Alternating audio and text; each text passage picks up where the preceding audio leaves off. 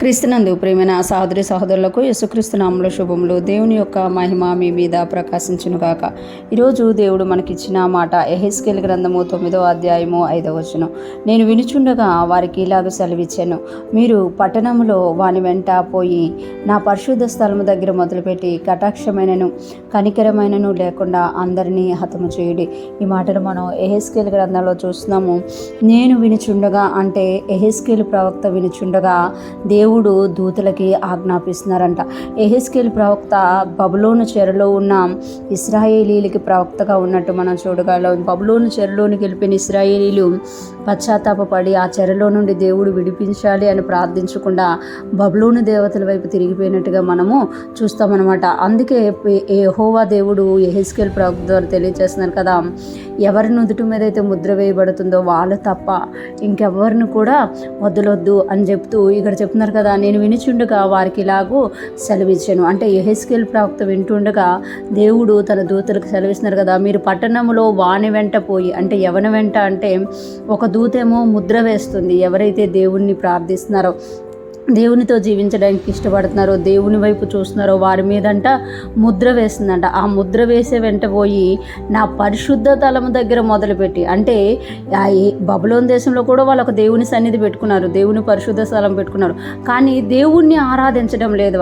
వాళ్ళు ఎవరిని ఆరాధిస్తున్నారు అని అంటే ఆ పరిశుద్ధ స్థలమును అపవిత్రపరుస్తూ ఆ లోకల్గా అంటే ఆ బబులోను దేశంలో ఉన్న దేవతలను ఆరాధిస్తున్నమాట. అందుకే దేవుడు ఎక్కడ మొదలు పెట్టమంటున్నారంటే నా పరిశుద్ధ స్థలము దగ్గర మొదలుపెట్టు, ఆ కటాక్షమైనను కనికరమైనను లేకుండా అందరినీ హతము చేయడి. అంటే దేవుని సన్నిధిలోకి వస్తున్నాము అని చెప్పుకుంటూ దేవుని సన్నిధిలో జీవించకుండా వారికి ఇష్టమైనట్టుగా వారికి నచ్చినట్టుగా వారి చేతులతో చేసుకున్న వాటికి వారు ఆరాధిస్తున్నారు. కాబట్టి అక్కడ నుండే మొదలుపెట్టు, పరిశుద్ధ స్థలము నుండి. అంటే చివరి నుండి దేవుడు ఎప్పుడు మొదలు పెట్టాడు, ఎప్పుడు కూడా దేవుడు ఎవరికి ఎక్కువిస్తారో వాళ్ళ దగ్గర నుండే మొదలు పెడతారన్నమాట.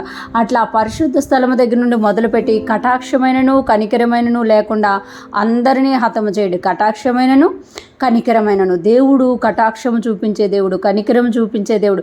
కానీ ఆ దేవుడే తెలియజేస్తున్నారు కదా, కటాక్షం ఉంచొద్దు, కనికరం ఉంచకుండా హతము చేయుడి అని ఇక్కడ తెలియజేస్తున్నారు. ఈరోజు ఫ్రెష్ మన్నా వింటున్న ప్రతి ఒక్కరూ జ్ఞాపకం చేసుకోవాలి, దేవునికి ఆయాసకరంగా జీవితాలు మారిపోయినప్పుడు దేవుని యొక్క కటాక్షాన్ని కనికరాన్ని మనం కోల్పోతాము. ఆయన నిజంగా కటాక్షము కనికరము గల దేవుడు. ఎవరైతే పశ్చాత్తాపడి ఆయన వైపు తిరుగుతారో వారిని కటాక్షించే దేవుడు. కానీ ఆ దేవుడే కటాక్షమైనను కనికరమైనను లేకుండా హతము చెయ్యు అని ఇక్కడ తెలియజేస్తున్నమాట. ఈరోజు ఫ్రెష్ మన్నా వింటున్న ప్రతి ఒక్కరూ కూడా ఇశ్రాయేలీలాగా మనకు నచ్చినట్టుగా మనము జీవించకుండా దేవునికి నచ్చినట్టుగా దేవుని వాక్యానుసారంగా మనం జీవించినప్పుడు దేవుడు మనల్ని దర్శించే దేవుడుగా ఉన్నారు. ఎప్పుడైతే మనము ఆయన వాక్యానుసారంగా జీవిస్తామో ఆయన కటాక్షమును కనికరమును పొందుకొని జీవించే వారిగా ఉంటాము. లేకపోతే ఇశ్రాయేలీలాగా దేవుడు హతము చేయమన్న మాట బయటకు వస్తుందన్నమాట. మనము జీవముగా మార్చుకొని దేవునికి ఇష్టపూర్వకంగా జీవిస్తూ ముందుకు సాగిపోదుముగాక. ఆయన్ని ఆనందింపచేస్తూ ఆయన కృపను పొందుదుముగాక. ఆమేన్.